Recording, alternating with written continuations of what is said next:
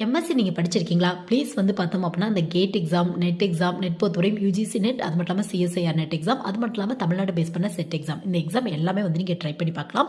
So உங்களுக்கு நெறைய benefits இருக்கு. நெறைய எம்எஸ்சி படிக்கிற ஸ்டூடண்ட்ஸ் இந்த மாதிரியான ஃபீல்ட் வந்து ட்ரை பண்றதுல. ஸோ இந்த மாதிரியான எக்ஸாம்லாம் எழுதுறீங்க அப்படின்னா, கொஞ்சம் டாப் லெவல் காலேஜ்ல எம்ஏ, எம்டெக் கோர்ஸ்க்கு வந்து நீங்க அட்மிஷன் வாங்கலாம். இது மட்டும் இல்லாம நெறைய PSU company, public sector undertaking company அப்படிம்பாங்க. அந்த மாதிரியான கம்பெனில ஒரு சென்ட்ரல் கவர்மெண்ட் ஈக்குவலான போஸ்டிங் கிடைக்கிறதுக்கான வாய்ப்புகள் இருக்கு. இது மட்டும் இல்லாம வந்து பார்த்தோம் அப்படின்னா, நீங்க நெட் எக்ஸாம் இந்த யுஜிசி நெட்லாம் எழுதியிருக்கீங்க அப்படின்னா, உங்களுக்கு அதோட ஸ்கோர் பேஸ்ல காலேஜ்ல அசிஸ்டன்ட் ப்ரொஃபசர் ஜாப் கிடைக்கிறதுக்கான வாய்ப்புகள் இருக்கு உங்களுக்கு.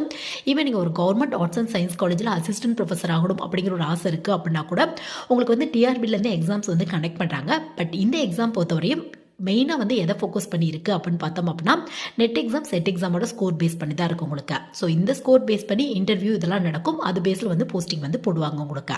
இது மட்டும் இல்லாமல் நீங்கள் பிஹெச்டி பண்ணீங்க அப்படின்னா நிறைய ஸ்டைஃபன் கூட கிடைக்கும்.